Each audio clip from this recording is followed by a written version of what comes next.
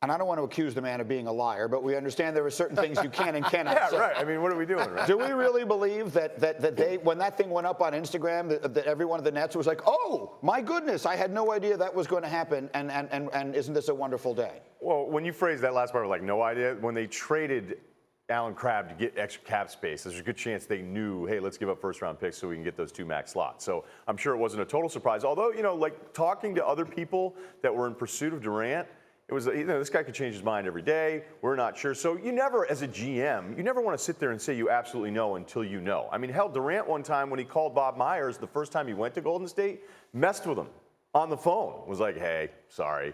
And Bob Myers was like, ah. And then it's like, no, I'm coming. So he told me that story on the radio show back in the day. But the basketball fit, can you imagine? I mean, these are all just words. But can you imagine playing in the most beautiful version of basketball that we may have ever seen with Golden State and going, you know what, I really like that way the Nets team plays. a team that he only played against twice a year. Yeah.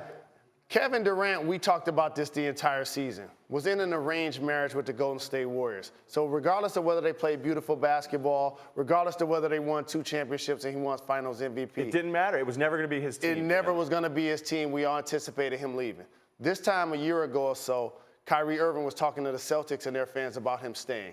Halfway through the year, we realized he was leaving. So both of those guys were leaving. So now where do they go?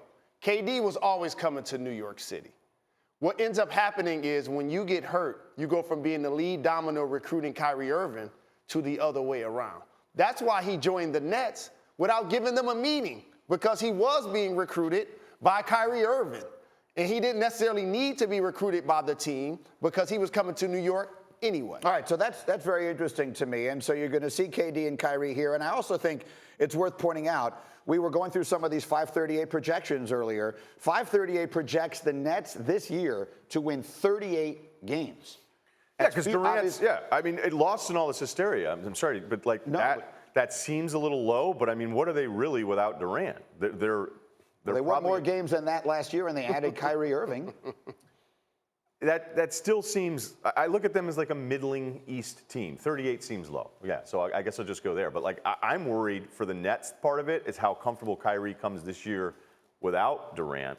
And then it's like, hey, man, I'm back. I'm not worried about that. Now, so you think those two guys, no matter what, like they'll figure this thing out? Well, there's a light at the end of the tunnel. And we know that KD's going to come back. So therefore, he and Kyrie are going to have a kinship, even though one playing and one's not. And you know what KD's going to be telling Kyrie? Go for broke. Do your thing.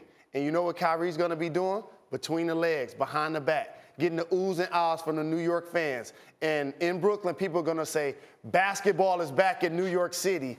And once KD comes back, then we're going to be a contender. This is a freestyle year, Ryan, for Kyrie. He might as well play at the Rucker this year. But wait, it's the exact same thing. I understand what you're saying, but we just lived through this in Boston. Like, there are a whole bunch of other players on that team. It can't just be about go out there, Kyrie, and act like you're in Rucker Park, right? We're playing an NBA season here. Well, right, it looked like Rucker against Milwaukee there for a little while in the playoffs. How'd that go? But no, this is really good that you're bringing it back to this, because you go, wait a minute, 38 wins, and then you start thinking, okay, look, Durant's not going to be there, so what will this team look like? Kyrie has to off this last season in Boston, all the different blame that we want to throw out there.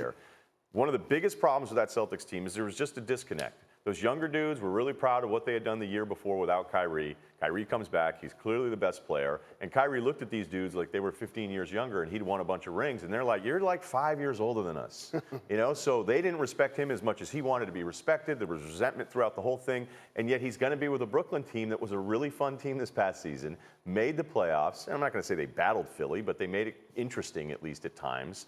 And minus Russell, a lot of those young guys, like, there's a version of this where Kyrie's going to have to, like, no, whatever happened in Boston, you can't do the same thing in Brooklyn. Quick final thought. I got Saban waiting. Biggest difference is expectations. The Nets don't have any this year. That's a good point, yeah. The Celtics had expectations to win the East because they made it to the conference finals without him. That is fair. We're so glad you're watching ESPN on YouTube. For more sports and analysis, download the ESPN app. And for live streaming sports and premium content, make sure you subscribe to ESPN+. We'll see you there.